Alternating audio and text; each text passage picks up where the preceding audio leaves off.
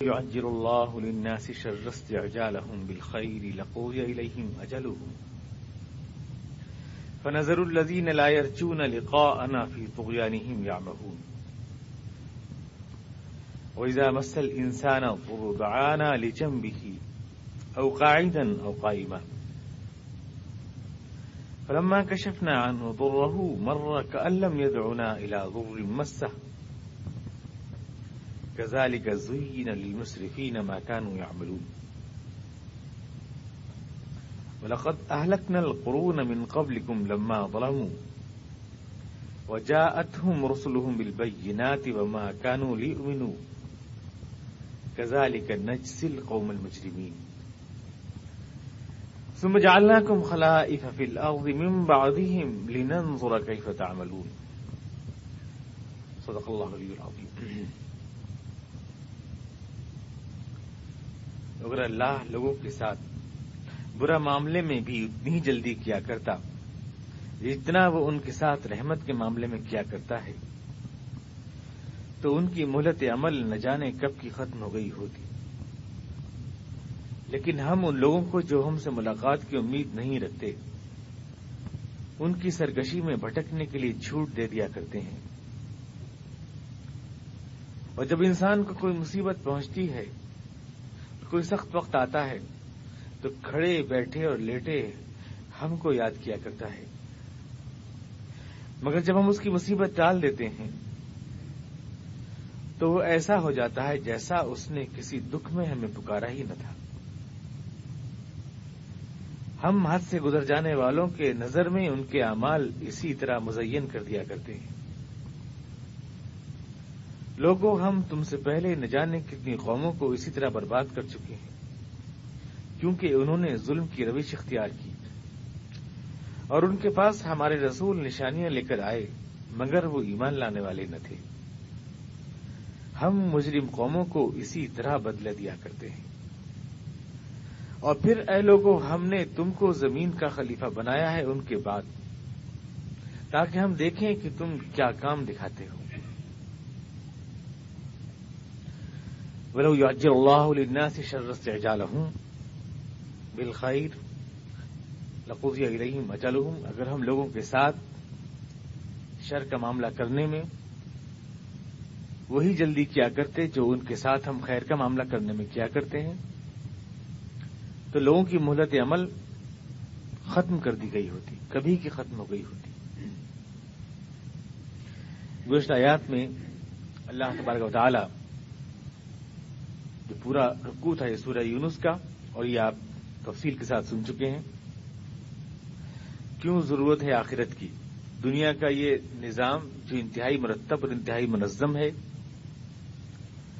یہ ثابت کرتا ہے کہ انسان کو اپنے اعمال کی جزا اور سزا پانے کے لیے ایک اور جہان کی ضرورت ہے، ایک اور زندگی کی ضرورت ہے. حساب و کتاب ہونا چاہیے، ایک دن آنا چاہیے جس میں انسان کا حساب و کتاب ہو اور اس کے نتیجے میں جو لوگ اعمال صالحہ والے قرار پائیں ان کے لیے اللہ نے جنت کا وعدہ کیا ہے. اور اس جنت کی تصویر پچھلی آیات میں اللہ تعالیٰ نے کھینچی ہے کہ یہ وہ جنت ہے جہاں پر صرف اللہ کی بڑائی بیان کی جائے گی اور جہاں پر لوگوں کے دل میں آپس میں ایک دوسرے کے لیے خیر خواہی ہوگی اور جہاں ہر وقت اللہ کی تعریف اور اللہ کی عظمت کے زمزمے بیان کیے جائیں گے. یہ ماحول جو جنت کا اللہ تعالیٰ نے ارشاد فرمایا اور پوری تصویر اس سے تفصیل سے آپ کے سامنے گفتگو آ چکی ہے اور اس سے ان غلط فہمیوں کا بھی آپ کے سامنے ازالہ ہو چکا ہے کہ جو لوگ یہ کہتے ہیں کہ جنت گویا کہ نعوذ باللہ ایک طرح سے عیاشی کا اڈا یا ایک ایسی تصویر بنائی ہے اللہ تعالیٰ نے کہ دنیا میں جو لوگ اپنے ارمان پورے نہیں کر سکے وہ وہاں پر اپنے ارمان باندھ کے رکھ لیتے ہیں اور اللہ تعالیٰ اس طرح سے انہی چیزوں کو جسٹیفائی کر دیتا ہے جن چیزوں کو یہاں دنیا کے اندر منع قرار دیا تھا. ان تمہاری باتوں کے جوابات آپ کے سامنے آ چکے ہیں تفصیل سے صورتحال کہ جنت کی وہ تصویر نہیں ہے جو ہمارے دشمن بناتے ہیں یا جو ہم بھی سمجھتے ہیں کسی غلط فہمی کی بنا پر، بلکہ قرآن و حدیث میں جنت کا جو ماحول خود اس آیت میں جو گزشتہ گزری وہ یہ ہے کہ جنت میں دراصل وہ لوگ جائیں گے جن کی زبان پر اللہ کی حمد اور جن کے دلوں میں ایک دوسرے کے لیے خیر خواہی ہوگی. دعواہم فیہا سبحانک اللہم و تحیتہم فیہا سلام، جہاں ہر بات کے اوپر ہر بات کے آغاز اللہ کی پاکی سے ہوگا اور جہاں پر آپسی تعلقات سلامتی باہمی مبارکبادی کی بنیاد پر قائم کیے جائیں گے۔ پچھلے ہفتے کے درس کے آخر میں نے آپ سے عرض کیا تھا کہ اس جنت میں جانے کے لیے دراصل اس زمین کے اوپر شہری تیار کی جا رہے ہیں۔ اس جنت میں جس کو کردار چاہیے، اس جنت میں داخل کرنے کے لیے جو کردار چاہیے، اس کو اسلام پیدا کرنا چاہتا ہے۔ قرآن کریم میں توحید کی مثال درخت کے ساتھ دی گئی ہے۔ مثل کلمۃ طیبۃ کشجرۃ طیبۃ اصلها ثابت وفرعها فی السماء۔ کلمہ طیبہ کی مثال ایسی ہے جیسے ایک درخت ہوتا ہے، ایک درخت جو شجر طیبہ ہو، نفع آور درخت، جو لوگوں کو نفع دینے والا درخت ہو۔ درخت ایک عظیم چیز ہوتی ہے، لیکن وہ اپنے بدلے میں دنیا سے کچھ مانگتا نہیں۔ عظیم ہوتا ہے وہ درخت، لیکن اپنا سایہ زمین کے اوپر پھیلاتا ہے اپنے مالک کے لیے، دھوپ اپنے اوپر لیتا ہے اور سایہ بندگان خدا کو دیتا ہے، اور کوئی بڑائی بیان نہیں کرتا۔ اللہ تعالیٰ نے جو یہ کائنات بنائی ہے، مختصر طور سے آپ یوں سمجھیں، یہ کائنات جس میں ہم رہتے ہیں، یہ زمین جس میں ہم رہتے ہیں، اس میں اللہ تعالیٰ نے زندگی کی تمام آسائشیں فراہم کرنے کے بعد اس میں زحمتیں بھی اللہ تعالیٰ نے گون دی ہیں، پھولوں کے ساتھ کانٹے بھی اللہ نے یہاں لگائے ہیں، اور یہاں پر خوشی کے ساتھ غم بھی اللہ تعالیٰ نے لگائے ہیں۔ خلیل جبران نے کہا ہے کہ دنیا میں آپ ایک ایسا قہقہ نہیں لگا سکتے جس میں آنسو گوندے ہوئے نہ ہوں، اور دنیا میں کوئی بھی مصیبت، کوئی بھی دکھ ایسا نہیں اس کے ساتھ سکھ نہ ہو، اور کوئی سکھ ایسا نہیں اس کے ساتھ دکھ نہ ہو۔ تو اس دنیا میں اللہ تعالیٰ نے دکھ اور سکھ اور ساری چیزیں خیر اور شر گون کے اللہ تعالیٰ نے پیدا فرمایا ہے اس دنیا میں۔ بہت سی چیزیں تو اس لیے ہیں کہ دنیا محدود ہے اور فانی ہے، ایک دن ختم ہو جانے والی ہے، اور بہت سی چیزیں یہاں جو مسائل پیدا ہوئے اس لیے پیدا ہوئے کہ اس انسان دنیا کا انتظام جو ہے وہ انسان کے ہاتھ میں ہے، اور انسان نے جن چیزوں کا بھی انتظام سنبھالا ہے اس میں بد سلیقگی آدمی کی نظر آتی ہے۔ سب چیزوں سے اللہ تعالیٰ فرماتا ہے وہ درخت اگاتا ہے، اور کوئی کوڑا نہیں ہوتا اللہ کی اس کائنات کے اندر، پھول کھلتے ہیں، اپنی کثافت باہر نکالتے ہیں، کچھ زمین حرکت کر رہی ہے، کوئی شور نہیں ہوتا، ٹریفک کا کوئی مسئلہ نہیں ہوتا، کوئی ٹریفک جام نہیں ہوتا۔ اللہ کے ہاتھ میں جو چیزیں ہیں اس کائنات میں جو مکمل اللہ کے حکم کے تحت چل رہی ہیں، اس میں نہ شور ہے، نہ گندگی ہے، نہ غلاظت ہے۔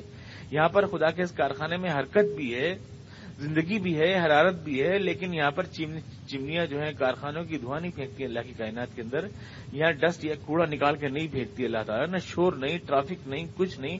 خدا کی کائنات میں سکون ہے، درخت بڑے ہوتے ہیں، پھول کھلاتے ہیں، یعنی آکسیجن دیتے ہیں، کاربن لیتے ہیں، آکسیجن دیتے ہیں، آپ پتھر ماریں وہ آپ کو پھل دیتے ہیں۔ یہ خدا کی کائنات ہے، اور اس کے اندر کوئی شور نہیں، کوئی ہنگامہ نہیں، ہزاروں کروڑوں ستارے سیارے گھوم رہے ہیں، لیکن کوئی ٹریفک کا مسئلہ نہیں، کوئی گڑگڑاہٹ نہیں، کوئی دھماکہ نہیں۔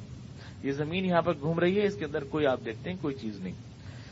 جو اللہ کے ہاتھ میں کائنات ہے وہ انتہائی پرسکون ہے، انتہائی متوازن ہے، انتہائی مرتب ہے، اور جو چیزیں انسان کے ہاتھ میں ہے، ذرا سا کھانا اپنے ذمہ کر لیا ہے، ذرا سا مکان بنانا اپنے ذمہ کر لیا ہے آدمی نے، تھوڑا سا ذرائع نقل و حمل اپنے ذمہ کر لیے، تو اس میں دیکھیے کتنے فساد ہیں۔ کارخانہ ہے تو گندگی کے ہمارے ڈھیر لگے پڑے ہیں، آدمی خود کھانا کھا رہا ہے تو غلاظت کا ڈھیر لگا رہا ہے، گندگی کی مشین آدمی بنا ہوا ہے، ٹریفک ہے تو ٹریفک کے اندر کتنا یعنی پولوشن ہے، کیسا دھواں پھینک رہی ہیں اس کی گاڑیاں، کیسا فضا کو گندا کر رہا ہے، کیسا ٹریفک ہے، کیسا شور ہے۔ آدمی نے جس چیزوں کو سنبھالا اس میں انسان کی بدسلیقگی نظر آتی ہے، اور خدا تعالیٰ جن چیزوں کا انتظام کر رہا ہے اس کے اندر انتہائی سلیقہ اور اس نے انتظام نظر آتا ہے۔ اس دنیا میں اللہ نے انسان کو پیدا کیا، اور انسان کے ہاتھ میں اللہ نے اختیارات دیے ہیں، اور اس کو خلائف بنایا، جیسے کہ آگے کی آیت میں آپ کے سامنے اس کا پورا رب سمجھ آئے گا، آپ کے خلیفہ اپنا بنایا اس کائنات میں، تم چلا کے دکھاؤ اس دنیا کو میرے احکامات کے مطابق۔ یہ ہے خلیفہ کا مطلب۔ تو یہاں پر انسان پیدا ہوا، اور پیدا ہونے کے بعد آدمی نے اپنے ذمہ کچھ کام لیے۔ اب یہاں پر اس دنیا میں جانے کے لیے جسے جنت قرآن کریم نے قرار دیا، اور جس کی تصویر پچھلی آیت میں کھینچی ہے، اس دنیا میں جانے کے لیے ہمیں ایک مخصوص قسم کا کردار یہاں تخلیق کرنا پڑتا ہے، وہی کردار جو اللہ کی کائنات کا ہے۔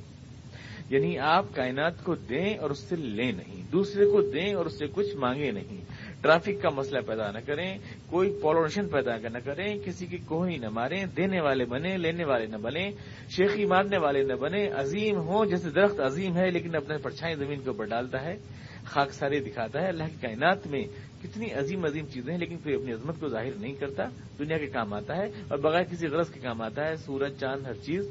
یہی کردار جو کائنات میں خدا تعالیٰ نے پیدا کیا ہے یہ انسان میں پیدا ہو جائے تو آدمی اس جنت میں جانے کا مستحق بنتا ہے جس کو اللہ تعالیٰ نے بنایا۔ دوسرے کی خیرخواہی اور اللہ کی عظمت کا بیان اور اپنی خاکساری جو اس کی کائنات میں ایک درخت کی مثال میں نے دیا آپ کو. کلمہ طیبہ کی مثال درخت کی مثال ہے. اب درخت کیا ہے؟ درخت کیا آپ پتھر مارتے ہیں وہ آپ کو پھل دیتا ہے. درخت خود دھوپ لیتا ہے, دوسرے کو سایہ دیتا ہے. درخت اپنی بڑائی کا بیان نہیں کرتا. درخت سر جھکائے رہتا ہے, اپنے پھل جھکے رہتے ہیں اس کے. اپنی اتنی عظیم مخلوق ہونے کے بعد بھی خدا کی سبح کل شیء اللہ سبح بحمدہ. یہ ہے درخت کا کردار. کوئی پولوشن پیدا نہیں کرتا, زمین سے گندی چیز اخذ کرتا ہے اور پاک چیز دیتا ہے. کاربن ڈائی آکسائڈ جذب کرتا ہے, آکسیجن دیتا ہے. یہ ہے اللہ کی کائنات کی تمام کائنات کی مضر اشیاء کو جذب کرے گا اور مفید بن کے دے گا ان چیزوں کو. اور انسان کیا ہے؟ مفید چیزیں کھائے گا اور غلات بنا کے نکالے گا. انسان کا الٹا عمل ہے اس پوری کائنات میں. تو انسان اس عمل والا بنے کہ دوسرے کے لیے مفید بنے, اپنی ذات سے اپنی ذات کے لیے دوسروں سے حاصل کرنے والا نہ بنے. یہ کردار جو اللہ نے بنایا یہ ہے جو جنت میں جانے کے قابل بنتا ہے, جس کی تصویر کھینچی کہ دعواہم فیہا سبحانک اللہم و تحیتہم فیہا سلام. اب یہ جنت کہاں تعمیر کی جائے گی؟ ہم سے گزشتہ درس میں صاحب نے سوال کیا تھا کہ یہ زمین پر ہے کہ آسمان پر ہے. چونکہ یہ ایک دوسرے عالم کی بات ہے اس لیے ہم آج ٹھیک نہیں بتا سکتے آپ کو کہ یہ جنت کہاں پر ہوگی, کس جگہ ہوگی. ماں کے پیٹ میں جو بچہ ہے وہ نہیں جانتا کہ باہر کی کائنات کے حقائق کس طرح بیان کیے جائیں. ایٹم بم کیا ہے, ہائیڈروجن بم کیا ہے, ٹینک کیا ہے, میزائل کیا ہے, ایک ماں کے پیٹ کا بچہ بتا نہیں سکتا ہے. لیکن سمجھنے بھر کے لیے اگر ہم سمجھنا چاہیں تو قرآن کریم کے جو آیات کے اشارے ہیں, قرآن کریم نے ہر جگہ اس کے لیے لفظ الارض استعمال کیا ہے. ارض, ان الارض للہ یورثها من یشاء من عبادہ, زمین اللہ کی ملکیت ہے اور اللہ کے بندوں کے حوالے کی جائے گی. واشرقت الارض بنور ربها, زمین اس روز اپنے رب کے نور سے جگمگائے گی. واشرقت الارض بنور ربها, تو ایسا کچھ اندازہ لگتا ہے جیسے زمین کے اندر خدا نے جو دکھ سکھ گوندے ہیں اس کے اندر سے وہ سارے دکھ نکال لے گا اور زمین سکھی سکھ کی تصویر بن جائے گی, سکھی سکھ کی تصویر بن جائے گی. یعنی قرآن کریم نے خود کہا نا, قل من حرم زینت اللہ التی اخرج لعباده والطیبات من الرزق قل هي الذین آمنوا فی الحیاۃ الدنیا خالصۃ یوم القیامہ. آج جو دنیا میں دکھ گوندے ہوئے ہیں تمام نعمتوں کے ساتھ, آخرت میں تو یہ صرف خالص سکھی ہو جائیں گے, اس کے اندر سے دکھ ختم ہو جائیں گے, جتنے بھی ہیں سارے کانٹے ختم ہو جائیں گے. تو یہاں پر آپ ذرا سا دیکھیں, اسی زمین میں مان لیجئے سخت گرمی ہے, لو کے تھپیڑے چل رہے ہیں, ذرا سا موسم چینج ہے تو زمین حسین لگنے لگتی ہے. ذرا سا اس کے اندر سے اذیت نکل جائے.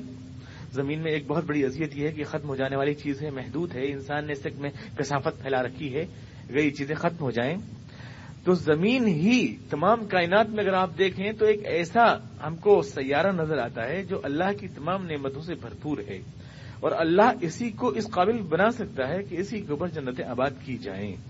کیونکہ سورہ زمر سے لے کر جتنی بھی دیکھیں آپ, اللہ نے لفظ ارض استعمال کیا ہے. ارض نام ہے اسی سیارے کا جس کو انگریزی میں ارتھ کہتے ہیں آپ, وہی ارض ہے عربی کا, اور نام ہے اسی زمین کا. اب یہ بات جو وسعتیں حدیثوں میں بتائی گئی ہیں جنت کی, اس کے مطابق تو یہ زمین نہیں ہے, اس کے مطابق تو نہیں ہے یہ زمین. کیونکہ جو وسعتیں بتائی گئی ہیں کہ ایک جنتی کو اتنی بڑی زمین دی جائے گی, اتنے محلات دی جائیں گے, تو اتنی بڑی آبادی جو پوری کائنات کی ہے زمین پہ کیسے بس جائے گی. تو اس میں بھی قرآن کریم کے ہم کو اشارے ملتے ہیں. وَإِذَا الْأَرْضُ مُدَّتْ, زمین اس دن بڑی بہت بڑی کر دی جائے گی. وَإِذَا الْأَرْضُ مُدَّتْ, بہت پھیلا دی جائے گی, بہت زیادہ اس کو بچھا دیا جائے گا. وَإِذَا الْأَرْضُ مُدَّتْ, اور ظاہر ہے کہ حشر نشر سب کچھ اسی کے اوپر ہوگا. تو یہ جو ارض کا لفظ قرآن کریم ہر جگہ استعمال کرتا ہے, وَأَشْرَقَتِ الْأَرْضُ بِنُورِ رَبِّهَا, اور یہ ہے کہ جتنی بھی چیزیں ہیں زمین کے اوپر اللہ کے انعامات اور اکرامات ہوں گے. اس کو اگر ہم سائنسی تجزیہ کرنے کے جو لوگ شوقین ہوتے ہیں ہر بات کے, تو ہم اس کو ملا کر دیکھ سکتے ہیں اس نظریے کو جو ایکسپینڈنگ ارتھ تھیوری ہے موجودہ سائنس کی. زمین مسلسل قد اپنا بڑھا رہی ہے, مسلسل بڑھا رہی ہے, اور اپنے اصل قد سے ہی نہ جانے کتنی بڑی ہو چکی ہے. جتنی بڑی یہ بنی تھی آج اتنی نہیں ہے, بلکہ غبارے کی طرح سے پھیل رہی ہے. ایکسپینڈنگ ارتھ تھیوری جو باقاعدہ ہے. تو اگر یہ نظریے کو ہم سامنے رکھیں تو اللہ تعالیٰ کیوں نہیں اسی زمین کو اس قابل بنا سکتا کہ اللہ تعالیٰ اسی کو جنتوں کو گہوارہ بنا دے.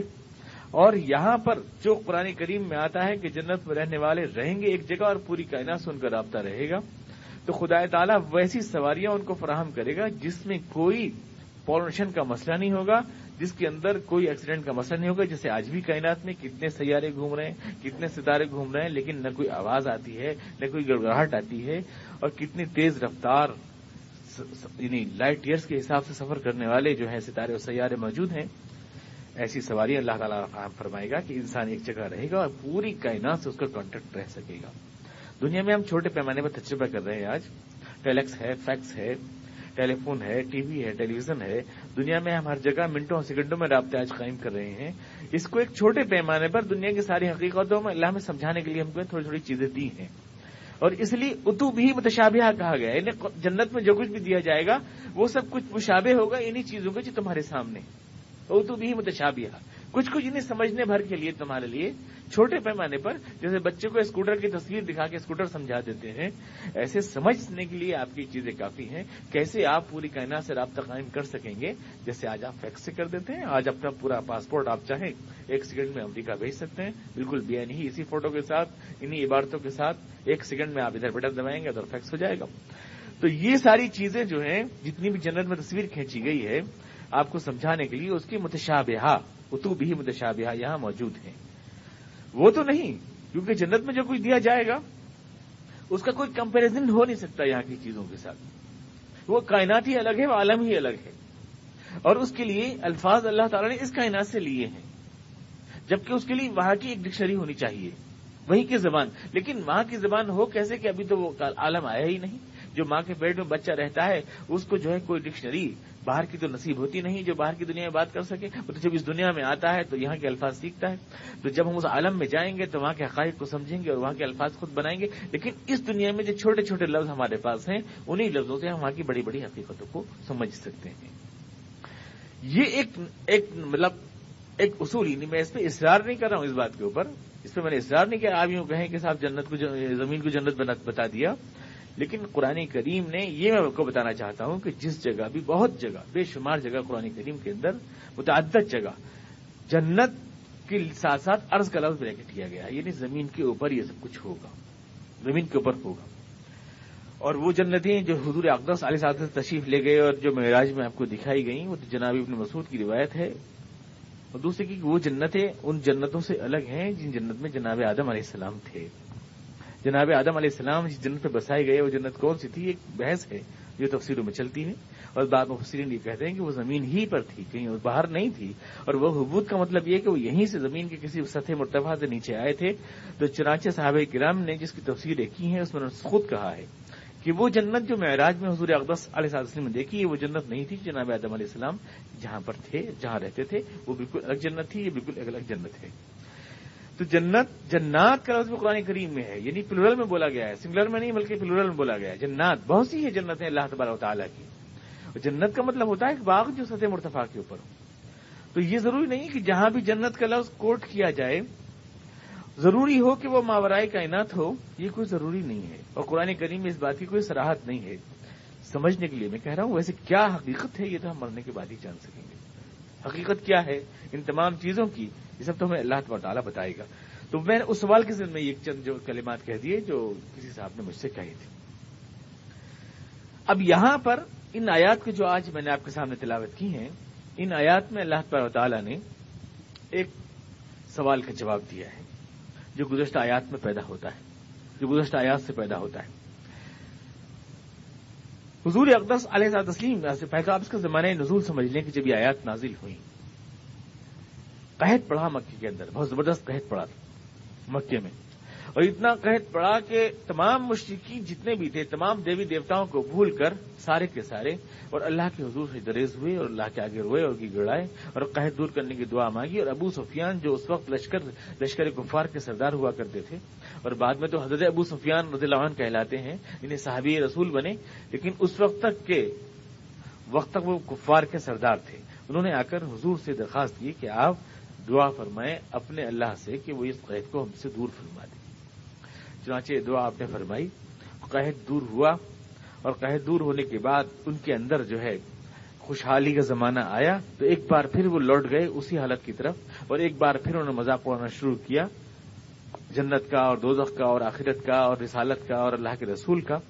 اور جو پچھلی آیات میں دلائل بیان کیے گئے ہیں جنت اور دوزخ کے اوپر، اس کا مذاق اڑاتے ہوئے انہوں نے یوں کہا کہ اگر واقعتاً ایسی کوئی بات ہے کہ اللہ کے رسول سے انکار پر اور دین سے انکار کے اوپر خدا تبارک و تعالیٰ ہمیں دوزخ میں ڈالے گا اور عذاب کی جو دھمکیاں آپ دے رہے ہیں یہ سب کچھ ہوگا، تو ایسے بچوں کی طرح ہم کو دھمکائیے نہیں، یہ عذاب جس کا آپ بار بار ہمیں ڈراوا دیتے رہتے ہیں، کل کی ضرورت کیا ہے؟ آج ہمارے پر لے آئیے، آج لائیے ہمارے پر، تباہ کر دیجیے ہمیں، خدا سے دعا کیجیے ہم برباد ہو جائیں، مکے کی وادی کے اوپر پتھر برسیں، ہم تباہ برباد ہو کے رہ جائیں، ضرورت کیا ہے کہ آپ ہمیں اتنا لمبا انتظار کرا رہے ہیں اور ویٹنگ لسٹ میں ڈال رکھا ہے آپ نے جنت اور دوزخ کو؟ نقد لائیے. اللهم ان كان هذا هو الحق من عندك فامطر علينا حجارة من السماء او ائتنا بعذاب اليم. پروردگار اگر یہی سچ ہے اور ہم جھوٹے ہیں، مشرکین مکہ کہہ رہے ہیں دعا مانگ کر خانہ کعبہ میں اللہ تعالیٰ سے کہ پروردگار اگر ہم جھوٹے اور یہی سب سے بڑے سچے ہیں، ان كان هذا هو الحق من عندك فامطر علينا حجارة من السماء، تو آسمان سے عذاب کی بارشیں ہمارے پر نازل فرما.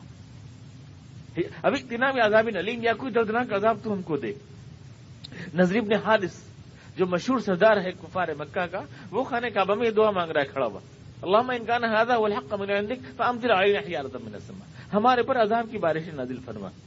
دیکھ رہے ہیں آپ ایک غلط انسان کو اپنے عقیدے کے اوپر کتنا اعتماد ہے کہ جس گھر کو وہ خدا کا گھر سمجھتا ہے اس میں کھڑے ہو کر اللہ سے دعا مانگ رہا ہے کہ پروردگار اگر ہم جھوٹے ہیں تو ہمارے پر عذاب نازل فرما. ظاہر اس کو اپنی حقانیت پر اتنا یقین ہے. تو کسی آدمی کو اگر اپنے نظریے پر بے حد یقین ہو تو یہ اس کی سچائی کی دلیل نہیں ہوا کرتا. بے حد ہمیں یقین ہے کہ ہم بہت سچے ہیں، بڑا ہم شور مچا رہے ہیں کہ ہم بے حد حق پر ہیں. تلاش حق ہر وقت ڈسکوری رہنی چاہیے، سچ کیا ہے اس کی تلاش میں ہمیں رہنا چاہیے. یہ قسم کھا کے ہم بیٹھ جائیں تو ایسے تو کفار مکہ کو دیکھیے کتنا اپنی صداقت کا یقین ہے اور کیسا مذاق اڑا رہے ہیں جنت و دوزخ کا کہ یہ اگر سچ ہے تو لائیے عذاب نازل کیجیے ہمارے اوپر. آتا کیوں نہیں؟ اتنے کب مریں گے، کب جائیں گے دوزخ میں، ابھی لے آئیے، ابھی دیکھ لیں آنکھ سے. اگر خدا نخواستہ ایسا کوئی عذاب آیا تو ہم چٹ مسلمان ہو جائیں گے سارے کے سارے، آپ کے اوپر ایمان لے آئیں گے ہم. یہ تو بڑا شارٹ کٹ ہے، آپ کہاں پریشانی اٹھا رہے ہیں؟ حضور اقدس علیہ السلام سے یہ بات کہہ رہے ہیں آخر ہم پر عذاب کیوں نہیں آتا؟ آخر ہم تباہ کیوں نہیں ہوتے؟ اتنا بڑا ہم ظلم کر رہے ہیں کہ ہم دین حق کو جھٹلا رہے ہیں تو ہم برباد و تباہ کیوں نہیں ہوتے؟ یہ سوال حضور اقدس علیہ السلام سے کر رہے ہیں. اور اگر آخرت تو جزا و سزا برحق ہے تو ہم اس کا کھلا انکار کرنے کے بعد بھی زندہ کیسے ہیں؟ اور آپ ہمیں دھمکائیے نہیں، آپ تو اس عذاب کا تھوڑا سا نمونہ یہاں دکھا دیجئے. اگر آپ کی دعا سے ہم نے کوئی نمونہ دیکھ لیا تو ہم مان جائیں گے کہ آپ واقعی خدا کے رسول ہیں اور آپ سچ کہہ رہے ہیں، ہم مان جائیں گے اس بات کو.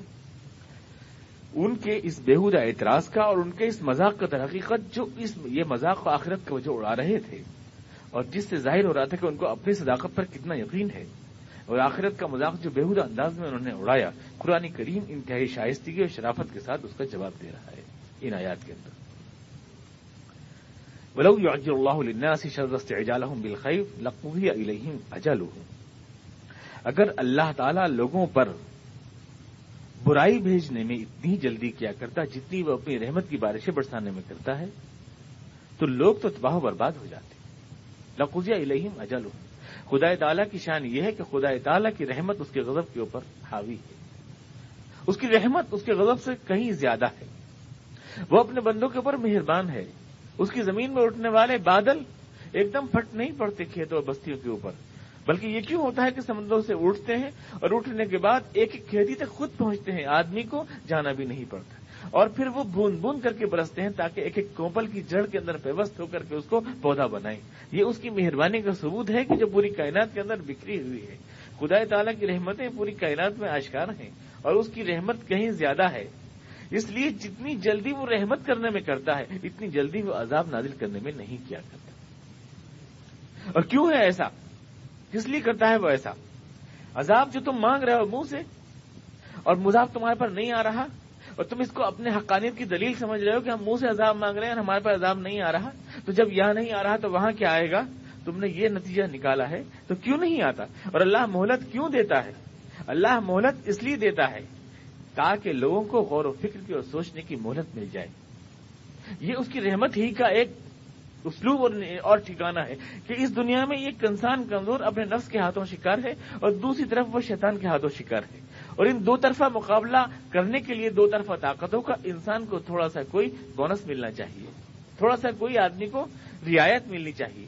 اس لیے اللہ تعالیٰ نے یہ رعایت دی ہے کہ وہ رحمت کے معاملے میں تو فوراً فیصلے فرماتا ہے اور عذاب کے معاملے میں وہ تاخیر کیا کرتا ہے. اشارہ ہے اس بات کی طرف کہ ابھی جب تمہارے پر قحط نازل ہوا اور تم نے دعائیں مانگی کہ یہ قحط دور ہو جائے، اور حضور اقدس علیہ السلام نے دعائیں مانگی تو دیکھو قحط دور ہوا، لیکن آج تم عذاب کی دعائیں منگوا رہے ہو تو یہ عذاب اس طرح سے نہیں آئے گا. رحمت تو فوراً آئی کہ تمہارا قحط دور ہوا دعائیں رحمت کے بعد، لیکن عذاب اس طرح سے نہیں آئے گا، بلکہ عذاب کے لیے تم کو مہلت دی جائے گی. عذاب کے لیے قوموں کو مہلت دی جاتی ہے تاکہ وہ نظر ثانی کر لیں، تاکہ اپنے رویے پر غور کر لیں، تاکہ سنبھلنے کی جو مہلت ان کو ملنی ہے وہ مہلت ان کو مل جائے، اور یہ خدا کی رحمت ہی کا تقاضا ہے۔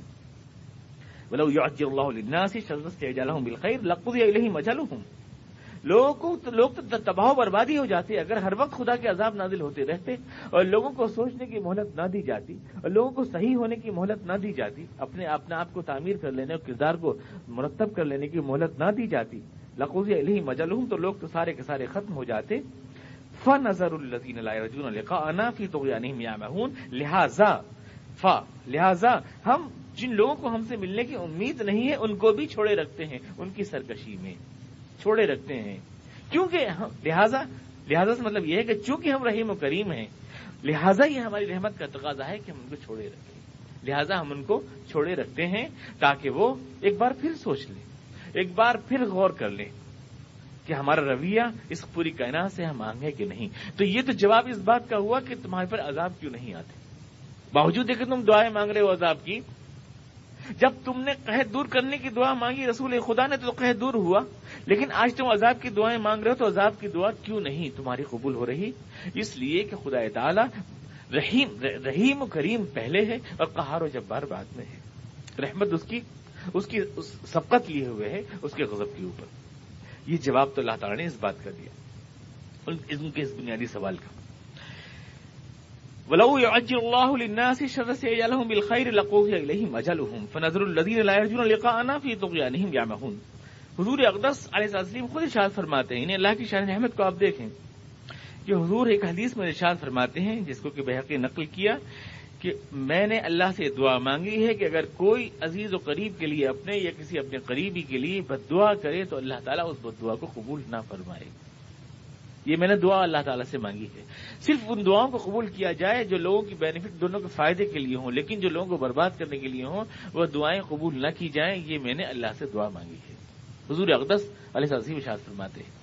تو یہ اللہ کی شان رحمت ہے کہ وہ دعائے رحمت کو تو قبول فرماتا ہے فوراً، لیکن دعائے زحمت اور برباد کرنے والی دعاؤں کو اللہ تعالیٰ قبول بھی نہیں فرماتا۔ اس کی شان رحمت اس کی شان انتقام سے زیادہ ہے۔ فَنَظَرُ الَّذِينَ لَا يَرْجُونَ لِقَاءَنَا فِي طُغْيَانِهِمْ يَعْمَهُونَ وَإِذَا مَسَّ الْإِنسَانَ الضُّرُّ دَعَانَا لِجَنبِهِ أَوْ قَاعِدًا أَوْ قَائِمًا فَلَمَّا كَشَفْنَا عَنْهُ ضُرَّهُ مَرَّ كَأَن لَّمْ يَدْعُنَا إِلَىٰ ضُرٍّ مَسَّهُ۔ اور یہ ایک دلیل آخرت اللہ تعالیٰ یہیں سے دے رہا ہے۔ قرآن کریم کا انداز بیان اس قدر دلچسپ اور اتنا جذبات انگیز ہوتا ہے اور اتنا پہلو دار ہوتا ہے اور اتنا ملٹی ڈائمینشن ہوتا ہے قرآن کریم کا، ایک بات کہہ کر نہ جانے کتنی بات قرآن کریم کہتا ہے۔ یہیں سے اللہ نے آخرت کی دلیل بھی نکالی، جس کو انہوں نے انکار آخرت کی دلیل بنایا تھا اللہ نے اسی کو اقرار آخرت کی دلیل بنا دیا۔ اسی بات کو اللہ تعالیٰ ان سے سوال کر رہا ہے، ایسا کیوں ہے کہ جب تمہارے اوپر دکھ آتے ہیں تو تم خدا سے دعائیں مانگتے ہو؟ وَإِذَا مَسَّ الْإِنسَانَ الضُّرُّ دَعَانَا، جب قحط آیا تو تم اللہ کے آگے روئے گڑائے، رسول خدا کے پاس آئے کہ اللہ سے دعا کر دیجئے، خانہ کعبہ میں جا کے پڑھتے پکڑ پکڑ کے دعائیں مانگی کہ اللہ قحط کو دور کر دیں، اور جب یہ دور ہو جاتا ہے تو تم اللہ سے غافل ہو جاتے ہو۔ ایسا کیوں ہے؟ آخر ایسا کیوں ہے کہ ہر دکھ میں تمہیں کوئی یاد نہیں آتا سوائے خدا کے؟ انسان کی فطرت کیوں ہے؟ سارے دیوی دیوتاؤں کو، سارے پتھر کے بتوں کو، سارے معبودوں کو بھول جاتا ہے انسان، اور دکھ میں صرف اللہ کو، ایشور کو اور گاڈ کو یاد کرتا ہے۔ ایسا کیوں ہے؟ مصیبت کی گھڑی میں جب کوئی اپنا نہیں ہوتا اس وقت اللہ ہی کیوں یاد آتا ہے؟ یہ اس بات کا ثبوت ہے کہ اللہ ہر انسان کے دل میں موجود ہے، چاہے وہ اس کا انکار کرے یا اس کو نہ تسلیم کرے، لیکن انسان کے وجدان میں، ان کے احساسات میں اللہ تعالیٰ موجود ہے، ہر انسان کے۔ اس لیے دکھ میں انسان کو سوائے خدا کے کوئی یاد نہیں آتا۔ وہی خدا جو اس پوری کائنات کو چلا رہا ہے، وہی ہر انسان کو اپنا آخری سہارا محسوس ہوتا ہے۔ وہ ہمارے وجدان میں، ہمارے خیالات میں، ہمارے تخیلات میں ہے۔ جب وہ ہمارے تخیلات میں تو اس کا مطلب یہ کہ وہ ہے، فی الواقع ہے، تبھی تو ہمارا دل اس کی پکار ہمیں اسے پکارتا ہے، تبھی تو ہمارا دل پکارتا ہے اس کو۔ جیسے بچہ اپنی ماں کی آواز کو پہچانتا ہے، ویسے ہر انسان کا دل اپنے خالق کو پہچانتا ہے، اور اس لیے دکھ میں اس کی طرف ہاتھ پھیلاتا ہے۔ اس کا مطلب یہ کہ وہ اس کائنات میں ہے۔ یہ اللہ تعالیٰ سوال کا جواب دے رہا ہے۔ اور جب اللہ اس کائنات میں ہے اور تمہارے دکھ کو دیکھ رہا ہے، تبھی تو تم دکھ میں اس کو پکارتے ہو۔ دکھ میں تم اس کو پکارتے ہو، اے اللہ ہمارا دکھ دور کر دے، تو گویا تم مانتے ہو کہ تمہارے دکھ سکھ کو دیکھ رہا ہے۔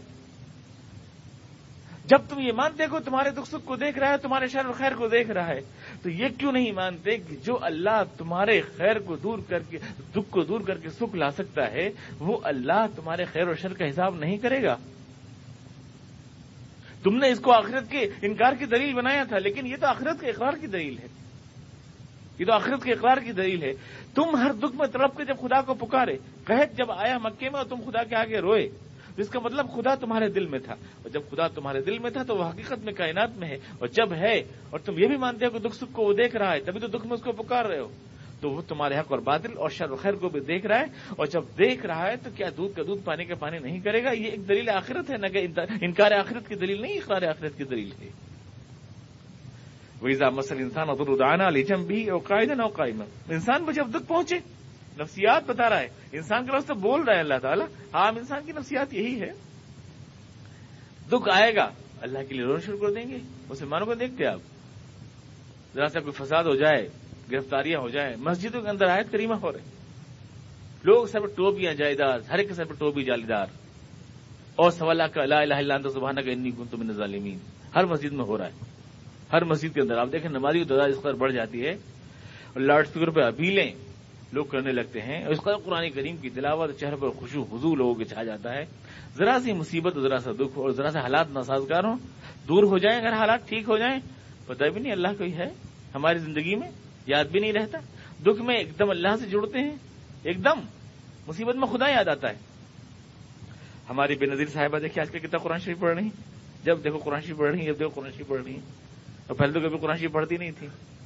دکھ میں خدا بہت یاد آتا ہے، ذرا کسی کا نوٹس آ جائے، ذرا کوئی جو ہے نالش ہو جائے، ذرا معلوم ہوا ٹرک فائنانس کرایا تھا اور آ گیا وہاں سے پیسے کا مطالبہ، معلوم نماز تمام سنتیں نوافل سب کچھ ادا ہو رہے، مصیبت میں خدا تعالیٰ یاد آتا ہے، رو رہے ہیں کہ گڑا رہے ہیں، تو ہی ہے مالک، تو ہی سب کچھ ہے، تیرے ہی ہاتھ میں سب کچھ ہے، اور جب اللہ سے مصیبت کو دور فرمایا تو جیسے خدا ہے ہی نہیں، مرہ کالم یدونا الی ذو مسا، ایسا ہو جاتا ہے انسان جیسے دکھ میں کسی دکھ میں اس نے ہم کو پکارا ہی نہ تھا، جیسے ہم سے کوئی آشنائی نہیں، جیسے ہم سے کوئی شناسائی نہیں، جیسے اس کائنات میں ہم کہیں رہتے نہیں، ایسا ہو جاتا ہے آدمی، اور جب دکھ آئے تو آدمی اللہ کے آگے رونے لگتا ہے۔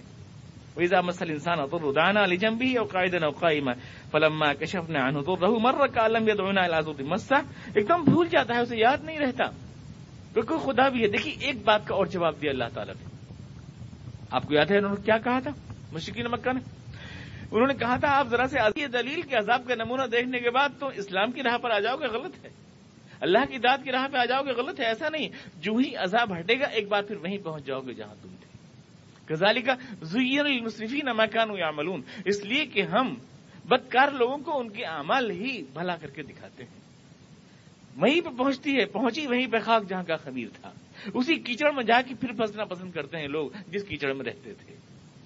کوئی بھی وارننگ اور کوئی بھی حالات کی جھرجھراہٹ ان کو اللہ سے نہیں جوڑتی، عارضی طور سے اللہ یاد آتا ہے، اور جہاں حالات ہٹے اور پھر وہیں چلے جاتے ہیں جیسے ہم تھے ہی نہیں، کَأَلَّمْ يَدْعُونَا إِلَىٰ ضُرٍّ مَّسَّهُ كَذَٰلِكَ زُيِّنَ لِلْمُسْرِفِينَ مَا كَانُوا يَعْمَلُونَ، لہذا تمہارا یہ کہنا ہے، انسان کو تو یہی رویہ پسند ہے کہ دکھ ہو اگر تو اللہ کے آگے روئے گڑ گڑائے، اور دکھ ہٹے تو ایک بار پھر اسی دنیا میں گلے گلے غرق ہو جائے، یہی ہے انسانوں کو پسند، اسی کو سمجھتے ہیں قابلیت، یہی دو رخی معقولیت زندگی میں انسانوں کی ہے، دو رخی، مصیبت میں خدا کو یاد کرنا اور سکھ کے اندر خدا کو بھول جانا، یہی لوگوں کو اچھا لگتا ہے۔ کذالک زین للمسرفین ما کانوا یعملون، لہذا تمہارا یہ مطالبہ کرنا کہ ہمیں عذاب کا نمونہ دکھایا جائے بیکار ہے، کیونکہ عذاب ہٹنے کے بعد تو تم ایک بار پھر انہی کفر و شرک کی راہوں پر چلے جاؤ گے، اور اگر نمونہ دیکھنا ہی چاہتے ہو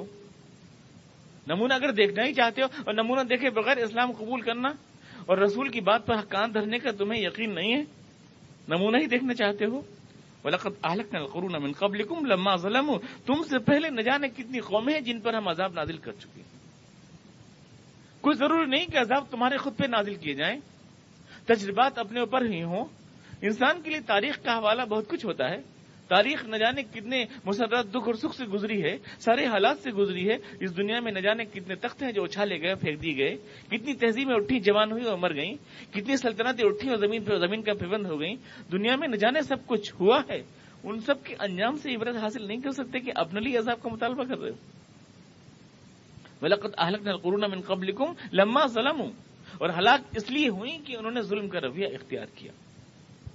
أَهْلَكْنَا الْقُرُونَ مِنْ قَبْلِكُمْ لَمَّا ظَلَمُوا، تم سے پہلے نہ جانے کتنی قومیں اس لیے ہلاک ہوئیں کہ انہوں نے ظلم کا رویہ اختیار کیا. جو قومیں ظلم کا رویہ اختیار کرتی ہیں خدا ان کو ہلاک کر دیا کرتا ہے. یہ قانون قدرت ہے. لما ظلموا، کیونکہ انہوں نے ظلم کا رویہ اختیار کیا. خدا تعالیٰ اس دنیا میں یہ تو برداشت کر لیتا ہے کہ نافرمانی ہو اللہ کی تھوڑی بہت یا جو کچھ بھی، لیکن سرکشی برداشت نہیں کرتا، ظلم برداشت نہیں کرتا. جب کبھی ظلم ہونے لگے اور سرکشی ہونے لگے، قرآن کریم نے سورہ والشمس میں فرمایا نہیں فرمایا فدمدم علیہم ربہم بذنبہم فسواھا ولا یخاف عقباھا. طغیان کے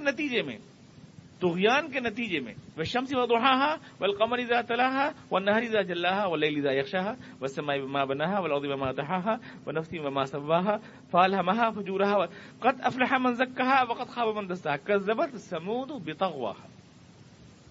سمود کو ہم نے برباد صرف اس لیے کیا کہ وہ سرکش ہو گئے. ظلم اللہ تعالیٰ اور سرکشی برداشت نہیں فرماتا، اور جب کوئی قوم ظلم کی اور سرکشی کی راہ اپنا لیتی ہے تو اس کی بربادی کا فیصلہ کر دیا جاتا ہے. یہ تاریخ میں بارہا ہوا ہے. ایک اشارہ مشرقین مکہ کو ہے کہ یہ رسول خدا جو تمہارے درمیان پلے بڑھے اور جن کے کردار کی صداقت اور امانت اور دیانت کو تم نے خود اپنی آنکھ سے دیکھا اور جن کے کردار پر کوئی دھبا تم دکھا نہیں سکتے، ان کو تم ان کے وطن سے بے وطن کیا. تم نے ان کے ساتھ ہی رہنے والوں کے اوپر تم نے ظلم و ستم توڑے، ان کے گھروں سے تم نے بے گھر کیا اس بات پر کہ انہوں نے سزائے حق بلند کی. یہ ظلم کا وہ رویہ تھا جس کی پاداش میں خدا نہ جانے کتنی قومیں پہلے بھی برباد کر چکا ہے. عذاب کا نمونہ دنیا میں دیکھنا ضروری نہیں، عذاب کے نمونے کے لیے تاریخ کا حوالہ کافی ہے.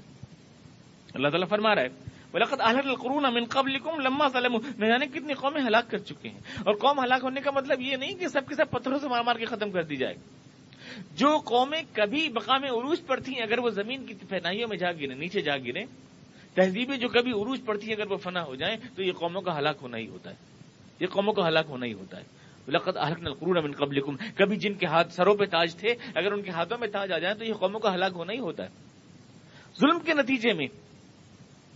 اور ظلم یاد رکھیں قرآن کریم کی ایک اصطلاح ہے. ظلم خالی اتیاچار کے معنی میں نہیں ہے جیسے لوگ اس کا ترجمہ کر دیتے ہیں خالی اتیاچار، کہ جب کبھی اتیاچار پھیل جائے تو گویا قوم فنا ہو جاتی. خالی اتیاچار کے معنی میں نہیں ہے، بلکہ ظلم ہے قرآن کریم کی ایک ٹرم، ایک اصطلاح ہے قرآن کریم کی. ظلم اللہ تعالیٰ ظلم فرماتا ہے حق تلفی کو. حق تلفی جو ہے اس کا نام ہے ظلم.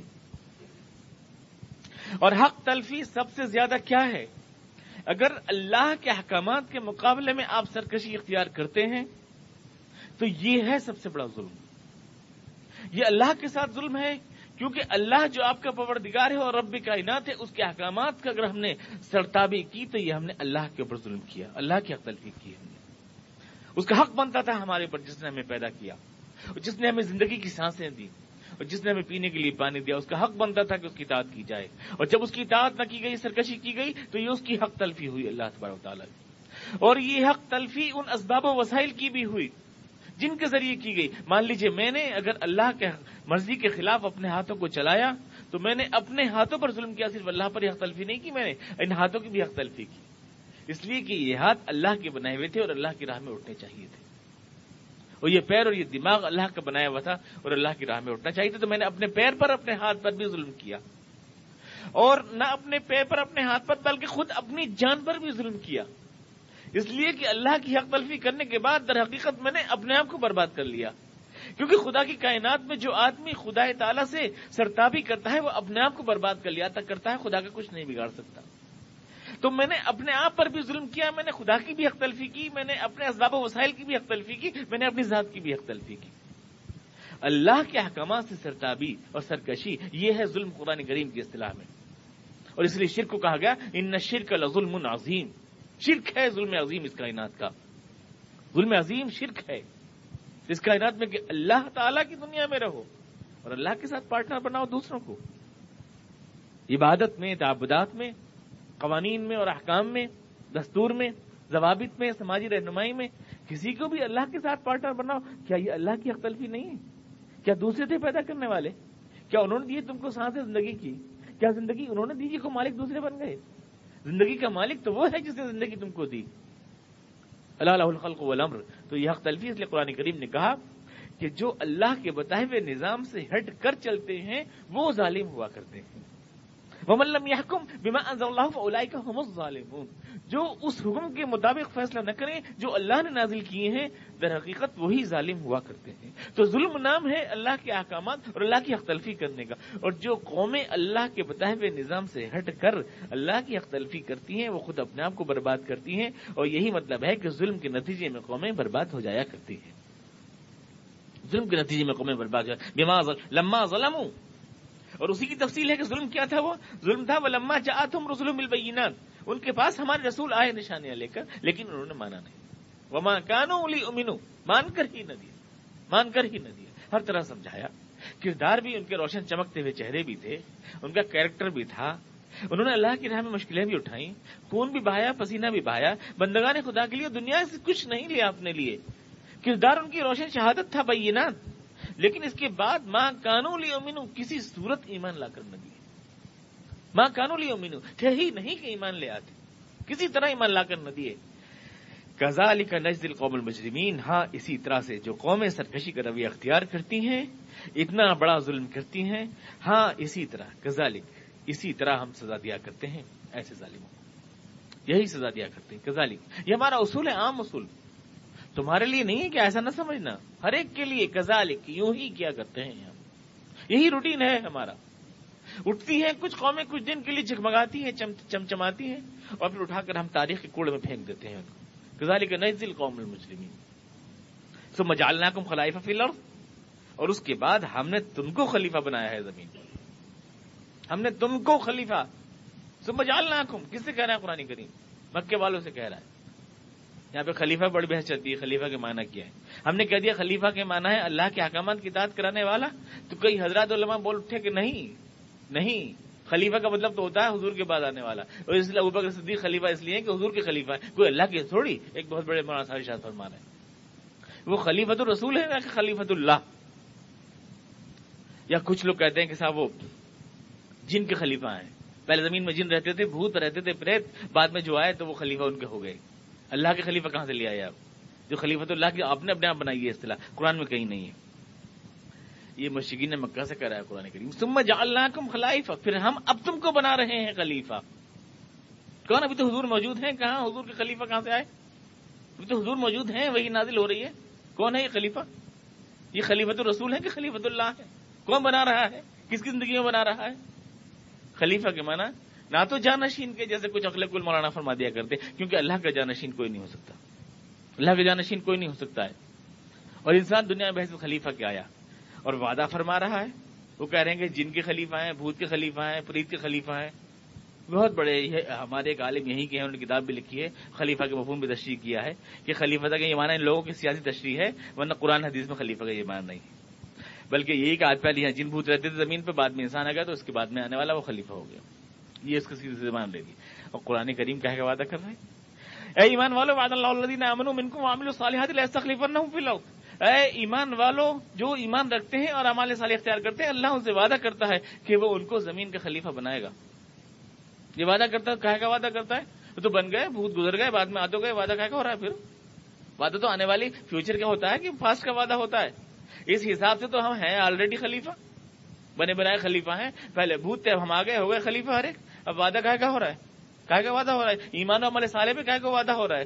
اتنی موٹی موٹی باتیں لوگ نہیں سوچتے.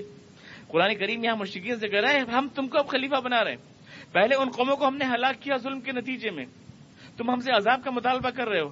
عذاب کا نمونہ دیکھو تاریخ میں کیسے کیسے قومیں تباہ ہوئی, اور پہلے ہم نے ان کو دیا دنیا میں یہ موقع, اب تم کو دے رہے ہیں. ثم جعلناکم خلائف فی الارض. زمین کا کنٹرول سنبھال لو تم, اللہ کے احکامات کے مطابق تم کو یہ خلیفہ دے رہے ہیں. لننظر, ہم دیکھنا چاہتے ہیں تم کیا کام دکھاؤ گے. ہمارے احکام کے مطابق چلو گے کہ اپنی مرضی کے مطابق چلو گے. تو خلیفہ کے معنی ہوئے اللہ کی حکم کی اور اس کی مرضی کے مطابق دنیا کا کنٹرول سنبھالنا. یہ معنی ہوئے خلیفہ کی.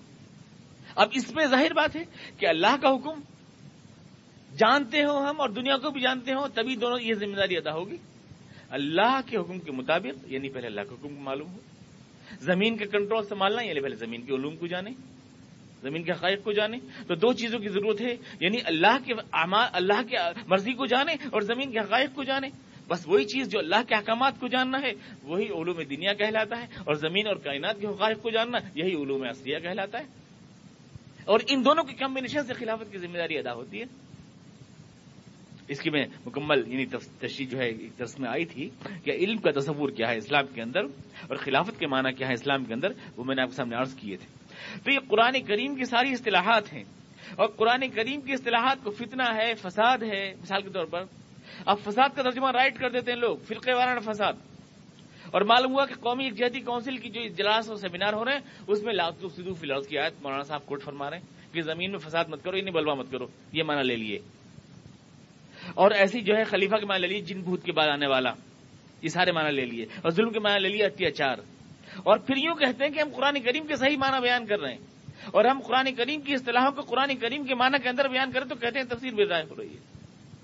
کتنے دلچسپ بات ہے. آپ قرآن کریم کے ساتھ کھیلتے ہو اور قرآن کریم کو سیکولر بناتے ہو اور قرآن کریم کو اپنے سیکولر آقاؤں کی مرضی کے مطابق ڈھالتے ہو. ان اصطلاحات کو کبھی نہ صحابہ نے کیے، نہ تابعین نے کیے، نہ ائمہ نے کیے، تو آپ قرآن کے ٹھیکیدار کہلاتے ہو. اور ہم قرآن کریم پہ اصرار کریں کہ اس کے لفظ کو اسی معنی میں بولو جس لفظ میں قرآن کریم بول رہا ہے، تو آپ ہمارے پر فتوے کی مشین گن چلاتے ہو.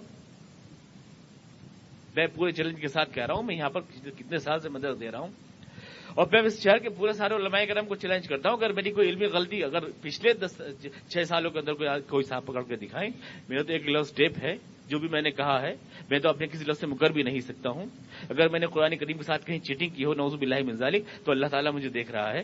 لیکن جو لوگ قرآن کریم کے صحیح اشارے ہونے کا دعویٰ کرتے ہیں سامنے تو آئے، اگر ہمت ہے تو، اگر ہمت ہے سامنے آئے ذرا بتائیں کہ میری غلطی کیا ہے، وہ کیا صحیح ہے. ایک آدمی میں ہمت نہیں، ایک آدمی میں ہمت نہیں. اس لیے کہ جو جھوٹ بولتے ہیں ان کو سامنے آنے کی ہمت نہیں ہوتی. یہ قرآن کریم کے الفاظ کے ساتھ جھوٹ بولتے ہیں اور دوسروں پہ تفسیر بدائے کے الزام لگاتے ہیں. نہ قرآن کریم میں ظلم کے وہ معنی جو آپ کرتے ہو، اور نہ فساد کے وہ معنی جو آپ کرتے ہو، اور نہ خلیفہ کے وہ معنی جو آپ کرتے ہو. یہ میں پورے چیلنج کے ساتھ کہتا ہوں. اور نہ یہ معنی کبھی قرآن و حدیث میں صحابہ نے کیے، نہ ائمہ نے کیے، نہ تابعین نے کیے جو تم کر رہے ہو یہاں پر کچھ حکمرانوں کی آنکھوں کی منشا دیکھ کر جو تم کر رہے ہو، اور قرآن کریم کے پراپرٹی ڈیلر بن گئے ہو عوام کے درمیان. ثم جعلناکم خلائف فی الارض من بعدہم لننظر کیف تعملون. پھر ہم نے تمہیں خلیفہ بنایا ہے زمین میں، موقع دے رہے ہیں ہم. تم ہم سے کیا عذاب کا مطالبہ کر رہے ہو؟ ہم تمہیں موقع دے رہے ہیں تاکہ ہم دیکھیں کہ تم کس طرح سے عمل کرتے ہو. لننظر، ہم دیکھتے ہیں تم ہمارے احکامات کے مطابق کرتے ہو کہ اپنی مرضی سے کرتے ہو. لننظر کیف تعملون. ولو يعجل اللہ للناس شر استعجالهم بالخير. اور اگر اللہ تعالی لوگوں کے لیے برائی دینے میں اتنی جلدی کیا کرتا جتنا کہ وہ ان کے لیے خیر میں کرتا ہے، لقضی الیہم اجلہم، تو ان کی تو مہلت عمل ختم ہو گئی ہوتی. فنظر الذین لا یرجون لقاءنا، لہذا اس رحمت کی بنا پر ہم ان لوگوں کو جو ہم سے ملاقات کی امید نہیں رکھتے، فی طغیانہم یعمہون، ان کی سرکشی میں بھٹکنے کے لیے کچھ ٹائم دیا کرتے ہیں. وَإِذَا مَسَّ الْإِنسَانَ ضُرٌّ دَعَانَا لِجَنبِهِ. لیکن یہ تو انسان کی حالت ہے کہ جب اس پر کوئی دکھ پہنچے تو ہمیں اٹھے بیٹھے کھڑے لیٹے یاد کیا کرتا ہے. فَلَمَّا كَشَفْنَا عَنْهُ ضُرَّهُ مَرَّ، اور جب ہم اس کے دکھ ہٹا دیتے ہیں، مَرَّ كَأَن لَّمْ يَدْعُنَا إِلَىٰ ضُرٍّ مَّسَّهُ، ایسا ہو جاتا ہے جیسا اس نے کبھی ہم کو پکارا ہی نہ تھا کسی دکھ میں. كَذَٰلِكَ زُيِّنَ لِلْمُسْرِفِينَ مَا كَانُوا يَعْمَلُونَ. اور اسی طرح سے ہم ان لوگوں کو اعمال ان کی نگاہ میں جو حد سے بڑھنے والے لوگ ہوتے ہیں ان کی نظر میں خوشنما بنا دیا کرتے ہیں. وَلَقَدْ أَهْلَكْنَا الْقُرُونَ مِن قَبْلِكُمْ لَمَّا ظَلَمُوا. اور تم سے پہلے ہم نے نہ جانے کتنی قوموں کو ہلاک کیا ہے اس لیے کہ انہوں نے ظلم کی روش اختیار کی. اور کیا تھی ظلم کی روش؟ وَجَاءَتْهُمْ رُسُلُهُم بِالْبَيِّنَاتِ، کہ ان کے پاس رسول آئے نشانیاں لے کر، وَمَا كَانُوا لِيُؤْمِنُوا، لیکن وہ کسی حال میں ایمان لانے والے نہ تھے، کسی حال میں اللہ کی اطاعت کو قبول کرنے والے نہ تھے. كَذَٰلِكَ نَجْزِي الْقَوْمَ الْمُجْرِمِينَ. اسی طرح سے ہم مجرم قوم کو سزا دیا کرتے ہیں. ثم جعلناکم خلائف فی الارض، اور اب ہم زمین میں تم کو خلیفہ بنا رہے ہیں ان کے بعد، لننظر کیف تعملون، تاکہ دیکھیں کہ تم کیا کام کرتے ہو، تم کس طرح سے کام کرتے ہو. لننظر کیف تعملون. سوال اگر کوئی آپ کرنا چاہیں تو چند منٹ میں آپ کر لیجیے. جی، فساد کے معنی تفصیل سے میں ایک درس دے چکا ہوں اس موضوع کے اوپر. فساد کے معنی قرآن کریم میں کرمنل رائٹ نہیں ہے، بلکہ اللہ کے بنائے ہوئے نظام سے ہٹ کر زندگی میں دوسرے نظام لانا، یہ زمین کو فساد کا شکار کر دیتا ہے۔ خدا کی اطاعت اور رہنمائی تمام زندگی کے معاملات سے ہٹ کر کسی اور سے رہنمائی لی جائے، مثلا سیکولرزم سے لی جائے، تو یہ فساد ہے اسلام کی نظر میں۔ لہذا کسی سیکولر کو اس آیت کو استعمال کرنے کا حق نہیں، کیونکہ اسلام تو سیکولرزم کو فساد مان رہا ہے، اسی کو فساد مان رہا ہے جو اس آیت کو استعمال کر رہا ہے۔ قرآن کی نظر میں صرف اصلاح ہے وہ جو اللہ کے رسول ہدایت کرتے ہیں، اور اس کے علاوہ سب کچھ فساد ہے، سب کچھ فساد ہے۔ اسلام ہے سلامتی، اور اس کے علاوہ سب کچھ فساد ہے اسلام کی نظر میں۔ فساد کے معنی رائٹ کی نہیں ہے، لا تفسدوا۔ فساد کی معنی یہ ہے کہ اللہ کی بتائی ہوئی راہ سے ہٹ کر زمین میں انتشار پیدا ہو جائے گا۔ اگر اللہ کی بتائی ہوئی اطاعت کو قبول نہ کیا تو زمین فساد کا شکار ہو جائے گی، اپنی اصلاح پر قائم نہ رہے گی جس پر اللہ نے اس کو پیدا کیا ہے۔ لا تفسدوا فی الارض بعد اصلاحها۔ اللهم صل على محمد وعلى ال محمد كما صليت على ابراهيم وعلى ال ابراهيم انك حميد مجيد۔ اللهم بارك على محمد وعلى ال محمد كما باركت على ابراهيم وعلى ال ابراهيم انك حميد مجيد۔ ربنا اننا ظلمنا انفسنا وان لم تغفر لنا وترحمنا لنكون من الخاسرين۔ ربنا اننا سمعنا مناديا ينادي للايمان ان امنوا بربكم فآمنا۔ ربنا فاغفر لنا ذنوبنا وكفر عنا سيئاتنا وتوفنا مع الابرار۔ سبحان ربك رب العزة عما يصفون وسلام على المرسلين والحمد لله رب العالمين۔